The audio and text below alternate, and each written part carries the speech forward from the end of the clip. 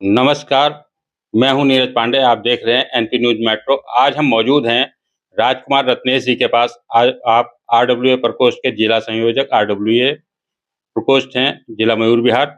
अग्रवाल साहब, भारत सरकार द्वारा वक्फ बोर्ड पर कानून में संशोधन किया गया है। इसके बारे में आप क्या कहना चाहेंगे? पंडित जी, ये संशोधन की जिसकी आप बात कर रहे हैं, ये इस प्रकार के संशोधन इस वक़्त बिल के अंदर 4 बार हो चुके हैं। लेकिन मैं ये कहूँगा कि अंतिम संशोधन जो हुआ था, वो 2013 में मनमोहन सरकार ने किया था। उसके बाद में ये संशोधन हो रहा है। अब इस संशोधन पर पूरे देश में आग लगाई हुई है और इस तरह से इसको बदनाम किया जा रहा है, इस संशोधन को लेकर के, कि ये जो संशोधन है मुस्लिमों को हित में नहीं है। अब यही सबसे बड़ा धोखा जो मुस्लिम समाज है वो सारे देश के साथ कर रहा है। संशोधन की जब-जब ज़रूरत पड़ेगी, संशोधन तब-तब किया जाना चाहिए। मैं आपको याद दिला देता हूँ, एक जीएसटी से पहले वैट हुआ करता था, वैट से पहले ट्रेड टैक्स हुआ करता था, ट्रेड टैक्स से पहले टैक्स की प्रणाली थी। टैक्स खत्म हुआ, ट्रेड टैक्स आ गया, ट्रेड टैक्स खत्म हुआ, वैट आ गया, वैट आके खत्म हो गया, जीएसटी आ गया। लेकिन ये अमेंडमेंट, ये संशोधन समय-समय पर करना बहुत आवश्यक होता है।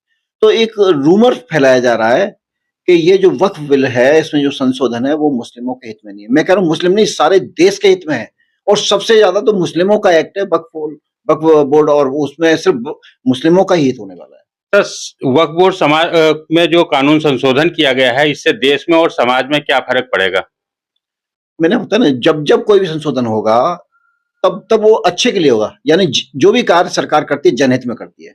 वो अपने लिए कोई कार्य नहीं करती। सारे कार्य सरकारों के जनहित में किए जाते हैं और इससे जो गरीब, असहाय जो मुस्लिम्स हैं, उनको इसका बहुत बड़ा लाभ मिलने वाला है। वक्फ बोर्ड जो है वो सिर्फ और सिर्फ एक 85 देश, पूरे देश के अंदर 85 परिवार ऐसे हैं, 85 लोग ऐसे हैं जिन्होंने वक्फ पे कब्जा किया हुआ है। उसमें नंबर 1 पे कौन है, आपको मैं बड़ा जानकारी, बड़ी खुशी होगी और आपको दुख भी होगा कि जिसके पीछे लोग भाग रहे हैं वो कैसा धूर्त, नालायक, निकम्मा व्यक्ति है जो इस वक्फ के आड़ में अपनी संपत्ति को बचाने में लगा हुआ है, जिसका नाम है वसीदुद्दीन अवैसी है शायद। ओवैसी की जो संपत्तियां हैं, आप जाकर के देखिए, वक्फ बोर्ड की जमीन पर होटल, ताज, मैलेस, ये मॉल, दुकानदारी, इतने सारी प्रॉपर्टी उसने हड़पी हुई हैं और उसको, उसकी कमाई को खा रहा है। जबकि वो वक्फ बोर्ड की कमाई उन गरीब मुस्लिमों में जानी चाहिए थी जो जिसके वो हकदार हैं। तो इस तरह के पूरे देश के अंदर टोटल 85 या 90 लोग हैं, ये इससे अधिक नहीं है, जो उन्होंने वक्फ को अच्छी तरह से अपने कब्जे में किया हुआ है। वक्फ बोर्ड का जब चयन किया गया था, तो क्या सोच समझ के किया गया था कि उसपे ये भी था कि वक्फ बोर्ड पर जो से ये कानून संशोधन से पहले वक्फ बोर्ड पर सुप्रीम कोर्ट भी अपनी प्रक्रिया कुछ नहीं कर सकती थी। ऐसे में कई संपत्तियां ऐसी थी जो लोगों ने कब्जा कर रखा था, जिससे वो ना देश का हित हो रहा था, ना समाज का हित हो रहा था, बल्कि उनका व्यक्तिगत हित हो रहा था। उसके बारे में आप क्या कहेंगे?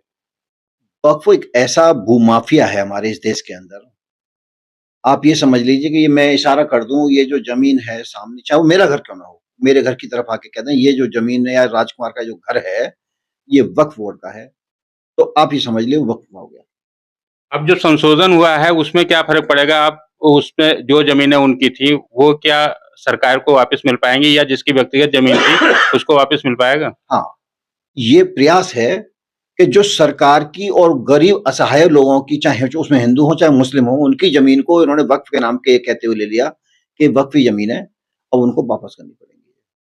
इसमें चाहे वो दिल्ली की हाई कोर्ट हो, चाहे वो सुप्रीम कोर्ट हो, चाहे वो दिल्ली का संसद भवन क्यों ना हो, चाहे वो इलाहाबाद की हाई कोर्ट क्यों ना हो, अब वो जो चीजें हैं वो छोड़नी पड़ेंगी। आप, मैं एक चीज बताऊं, कुछ साउथ में एक ऐसे मंदिर थे जो करीब 1600 साल पहले हिंदुओं के मंदिर थे और आज वो वक्फ ने कब्जा कर रखा है।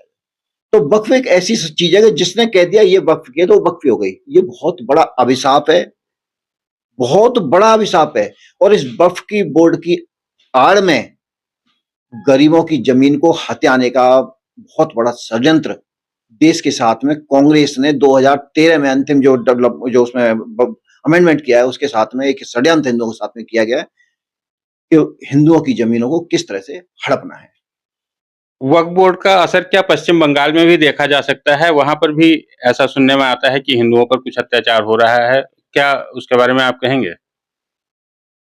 मैं आपको बड़े दुख के साथ ये बताता हूँ, पश्चिम बंगाल में यानी कि बंगाल के अंदर हमारी एक लोग उन्हें बहन कहते हैं, बहन ममता। वहम नहीं है, बहुत बड़ा वहम है ये इस देश के अंदर कि ये जो महिला है जिसका नाम ममता बनर्जी है, वो हिंदू नहीं है, ममता वानो है। पता नहीं ये हिंदुओं की समझ में क्यों नहीं आ रहा है। वो ममता बानो जो है, एक ऐसा राक्षस प्रवृत्ति की महिला है ये। पूरे बंगाल में इसमें इस समय उसने आग लगाई हुई है। वहां पर हिंदुओं को काटा जा रहा है, उनकी जमीनें छीनी जा रही हैं। तो बंगाल में जो दुर्दशा इस समय हिंदुओं की हो रही है, बहुत दुख के साथ कहना पड़ रहा है। हमारे जो भारत देश की सरकार है, चाहे वो नरेंद्र मोदी जी हों या भाजपा सरकार कहूं मैं इसको, आंखें बंद करके बैठी हुई है। वो क्यों हिंदुओं को मरवा रही है, मुझे नहीं पता इस बात का। मैं कहने में असमर्थ हूं, मुझे शर्म आती है। जिस पार्टी की विचारधारा से मैं भाजपा से जुड़ा हुआ हूं, और भाजपा वहां पर हिंदुओं को क्यों मरवा रही है, मेरी समझ से परे है।